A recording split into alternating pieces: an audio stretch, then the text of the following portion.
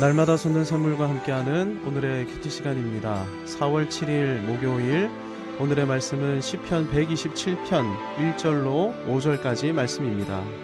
제 127편 솔로몬의 시, 곧 성전에 올라가는 노래. 여호와께서 집을 세우지 아니하시면 세우는 자의 수고가 헛되며 여호와께서 성을 지키지 아니하시면 파수꾼의 깨어있음이 헛되도다. 너희가 일찍이 일어나고 늦게 누우며 수고의 떡을 먹음이 헛되도다. 그러므로 여호와께서 그의 사랑하시는 자에게는 잠을 주시는도다. 보라, 자식들은 여호와의 기업이요 태의 열매는 그의 상급이로다. 젊은 자의 자식은 장사의 수중의 화살 같으니 이것이 그의 화살통에 가득한 자는 복되도다. 그들이 성문에서 그들의 원수와 담판할 때에 수치를 당하지 아니하리로다. 2021년 12월 마지막 주간 넷플릭스에서 1위를 기록했던 영화가 있습니다. 제목이 Don't Look Up, 위를 쳐다보지 마인데요. 영화는 위를 쳐다보는 직업을 가진 사람들, 두 천문학자가 새로운 혜성을 발견하는 것으로 시작됩니다. 새로운 혜성을 발견하고 흥분의 도가니에 빠져 있었는데 기쁨도 잠시, 혜성의 궤도를 분석하다가 깜짝 놀라고 말았습니다. 6개월 14일 후에 혜성이 지구와 정면 충돌하는 것으로 계산되었기 때문입니다. 몇 번이고 반복하고 반복해도, 또 나사의 과학자들이 분석해도 측정값은 변하지 않았습니다. 더군다나 혜성의 직경은 8km, 에베레스트 산만큼 크기도 어마어마했습니다. 시뮬레이션을 해보니 충돌 폭발력이 히로시마 원폭의 10억 배, 충돌과 더불어 발생하게 되는 쓰나미의 높이는 1km 이상, 혜성의 충돌은 곧 지구 종말이었습니다. 그래서 두 학자는 혜성 충돌과 지구 종말의 소식을 전파하기 시작하는데요. 하지만 대통령을 포함한 정치인들, 언론의 반응은 싸늘하기만 합니다. 이들은 오히려 Don't look up, 위를 쳐다보지 마라는 구호를 만들어 시민들을 선동했고, 상당수의 시민이 이에 동조하기 시작합니다. 맨 눈으로 혜성을 관측할 수 있는 시점이 되었음에도 시민들은 팻말을 들고 Don't look up 이라고 외치며 시위에 동참했는데요. 영화는 혜성 충돌과 지구 종말로 끝을 맺습니다. 영화의 주제는 조작된 구호로 사실을 호도하고 선동하는 정치인들, 그리고 기득권 언론을 더 이상 신뢰하지 말고 시민들이 직접 look up, 눈을 떠서 보고 감시해야 한다는 것입니다. 그런데 주제와는 별개로 소재가 무시무시하죠. 혜성의 충돌과 지구의 종말, 정말 발생할지도 모르는 일 같아 보이지 않습니까? 그래서 이런 영화를 시청한 사람들 중에는 정말 이렇게 되면 어쩌지? 불안감을 호소하는 경우도 적지 않습니다. 하지만 안심하십시오. 지구 역사상 단 한 번도 이런 일은 일어나지 않았습니다. 거대 혜성이 지구를 충돌했다면 지구는 이미 종말에 이르고 말았을 것입니다. 창조 이후 지구는 죄의 영향으로 인해 질서가 상당히 왜곡되었음에도 여전히 유지되고 보존되고 있으며, 지구의 모든 생명체도 여전히 생육하고 번성하며 땅에 충만하고 있습니다. 선하신 주님께서 이 세상 만물을 붙드시고 영원한 지혜로 섭리하시고 통치해 오셨기 때문입니다. 오히려 주님은 하늘 뜻을 이 땅에 이루어 오셨습니다. 우리는 여호와 하나님의 창조, 특별히 주권적 섭리를 믿습니다. 하나님의 주권적 섭리를 믿고 고백한다면 어떻게 해야 합니까? 시편 127편은 말합니다. 주권적 통치를 믿고 고백한다면 성전으로 나와 여호와 앞에 엎드려 경배해야 한다라고 말입니다. 그래서 여호와 하나님만을 예배하고 경배하며 여호와의 주권적 통치를 인정하는 사람들은 여호와께서 임재해 계시는 성전을 향해 나아가는 것이죠. 지금도 마찬가지입니다. 여전히 하나님의 하나님 되심을 믿고 그분을 경외하는 사람들은 주의를 거룩히 지키며 예배의 자리에 나와 엎드립니다. 재난과 어려움에 처하고 빈궁한 삶으로 인해 어려움을 겪고 있음에도 모든 것이 여호와 하나님의 선하신 섭리 안에 있음을 인정하는 사람들, 이 사람들은 낙심하기도 하고 불안에 떨 때도 분명히 있지만 예배를 사모함으로 주님 앞에 나와 엎드려 여호와만을 의지하고 의존하는 것입니다. 그리고 모든 근심과 걱정, 스스로 해결할 수 없는 문제들을 주님께 맡기는 것이죠. 수고하고 무거운 짐진 자들아 다 내게로 오라. 주님의 이 초청의 말씀을 이들은 온전히 신뢰하는 것입니다. 그래서 예배와 경배를 인생의 최우선 순위로 여기는 것이죠. 예배의 자리, 기도의 자리를 사모함으로 예배당으로 나와 엎드리는 것입니다. 특별히 고대 세계는 늘 빈궁하고 배가 고팠습니다. 지금이야 기계화, 유전자 공학, 비료, 관계시설 등으로 인해 농사를 지어도 100배, 1000배의 결실이 당연해졌지만 고대 세계는 뿌린 것만큼도 수확하지 못할 때가 적지 않았습니다. 가뭄 한 번, 태풍 한 번이면 한 해 농사를 망치게 되는 일이 허다했던 것입니다. 그러니 먹을 것은 늘 부족하고 지금과 같은 삼시세끼는 꿈도 꿀 수 없었던 것이죠.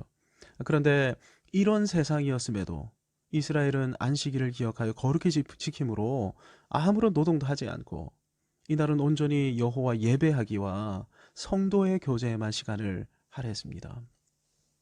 그러니 고대 세계에서 이스라엘의 안식 준수는 이상함을 넘어 기괴한 일이었던 것입니다. 하지만 이스라엘에게 있어 안식일 준수는 너무나 당연한 것이었습니다. 십계명에 기록된 여호와의 명령이기도 했지만 안식일 준수에 관한 체험이 있었기 때문입니다. 안식일에 모든 노동을 중지하고 온전히 예배하고 공동체와 교제했을 때 여호와 하나님께서는 때에 따라 이른 비와 늦은 비를 내려주심으로 이스라엘이 먹고 살아가며 사명을 감당하는 일에 있어 아무런 어려움도 없도록 역사해 주셨던 것입니다. 여호와의 돌보심에 관한 안식일 체험으로 이스라엘은 정규 안식일뿐 아니라 절기 때마다 성전으로 순례하고 성전에서 예배하는 것을 기대하고 사모했습니다. 시편 127편의 시인은 이러한 여호와 하나님의 주권적 돌보심을 체험해온 사람들에게 다음과 같이 고백할 것을 요청합니다. 여호와께서 집을 세우지 아니하시면 세우는 자의 수고가 헛되다. 이 말을 긍정적으로 바꾸면 이렇게 될 것입니다. 여호와께서 집을 세우신다면 세우는 자의 모든 수고를 통해 여호와 하나님께서는 역사하실 것이다. 이스라엘은 지금까지 이 사실을 경험하고 체험해온 사람들입니다. 안식일 준수와 각종 절기 준수를 통해 무엇보다 40년 이 광야의 기적적인 여정 가운데에서 이스라엘은 여호와께서 먹이시고 입히시고 돌보시는 선하신 섭리를 분명하게 체험해 온 것입니다. 시편 34편에서 다윗은 이렇게 고백하며 도전한 바 있습니다. 너희는 여호와의 선하심을 맛보아 알지어다. 아비멜렉 앞에서 죽을 위기에 직면했던 다윗은 짧은 찰나의 시간 여호와께 도움을 구하며 기도했고 여호와의 지혜를 힘입어 수염에 침을 흘리며 미친 척 연기했었습니다. 이때 하나님께서는 아비멜렉의 눈을 가리시어 다윗의 연기에 속아 넘어가게 하셨는데 그 결과 아비멜렉은 다윗을 죽이지 않고 저 미친 놈을 내 앞에서 내쫓아라 이렇게 명하며 다윗을 살려주죠.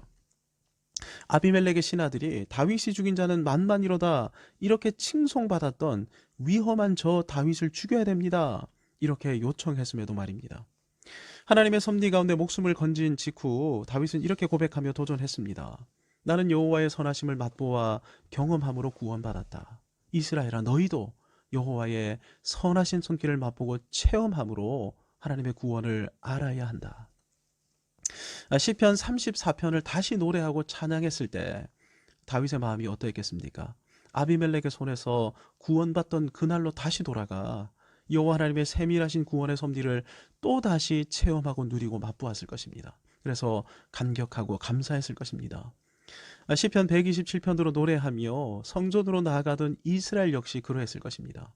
이미 여호와의 섭리와 인도하심을 맛보며 살아온 사람들은 여호와의 섭리에 관한 이 노래와 찬양만 해도 감동하고 감격하고 감사하게 되는 것이죠.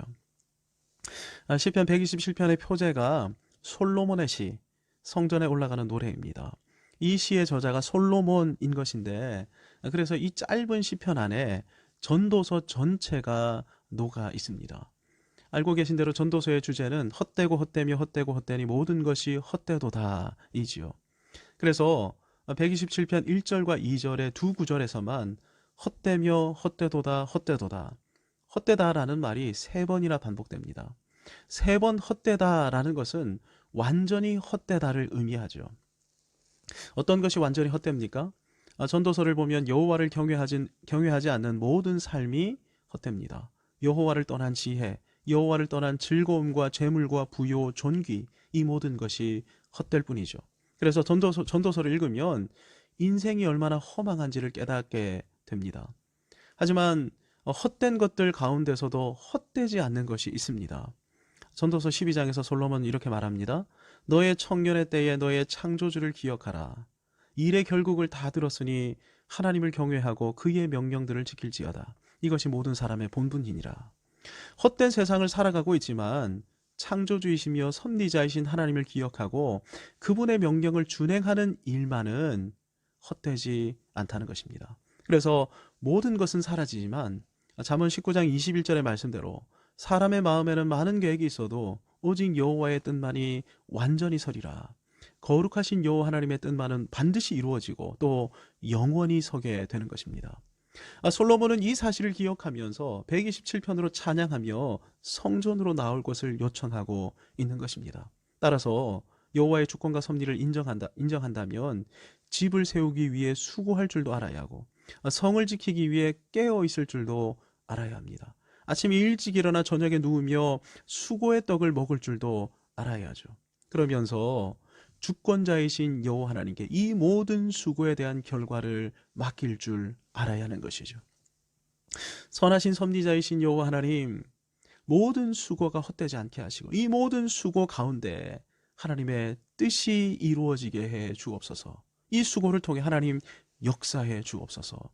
이 사실을 믿는 사람에게 임하는 것이 있습니다. 그러므로 여호와께서 그의 사랑하시는 자에게 잠을 주시는도다. 여호와 하나님의 주권적 역사를 믿고 최선을 다한 사람은 주님의 뜻이 이루어질 줄을 믿고 안전히 거하며 평안히 잠들 수 있는 것입니다. 하지만 이 여호와의 주권을 신뢰하지 못하는 사람들은 늘 노심초사하며 염려 가운데 살아가게 될 것입니다. 예배의 자리에 나온다 할지라도, 몸은 예배당에 앉아 있을지라도 마음은 늘 지금 당면한 문제에 매여 있게 되는 것입니다. 그래서 밤에 침상에 누울지라도 잠을 이루지 못하게 되는 것이죠. 여호와 하나님의 섭리를 인정하십시오. 그래서 최선을 다하시고 결과는 주님 손에 의탁하십시오. 가장 좋은 길로 걸음을 인도하실 뿐 아니라 마음의 평강도 허락해 주실 것입니다. 이렇게 여호와를 경외하는 부모에게서 태어난 자녀, 이 자녀들은 여호와의 기업이 되고 여호와께서 주신 상급이 될 것입니다. 그리고 그 자녀들도 수고하고 애쓰고 노력하는 최선의 삶을 경주할 뿐 아니라 이 모든 수고 가운데 주님의 뜻이 이루어질 줄 믿습니다. 이렇게 고백하며 평온히 거하게 될 것입니다. 그리고 부모와 함께 성전으로 올라가 여호와 하나님께 감사와 찬송의 시로 예배하게 될 것입니다. 이런 은혜가 오늘 우리의 삶과 우리의 가정, 우리의 자녀들에게 충만하게 되기를 간절히 소망합니다. 주신 말씀 붙들고 기도하면서 은혜의 보좌로 나아가겠습니다. 하늘에 계신 우리 아버지, 아버지의 이름을 거룩하게 하시며 아버지의 나라가 오게 하시며 아버지의 뜻이 하늘에서와 같이 땅에서도 이루어지게 하소서. 오늘 우리에게 일용할 양식을 주시고 우리가 우리에게 잘못한 사람을 용서하여 준 것 같이 우리 죄를 용서하여 주시고 우리를 시험에 빠지지 않게 하시고 악에서 구하소서. 나라와 권능과 영광이 영원히 아버지의 것입니다. 아멘.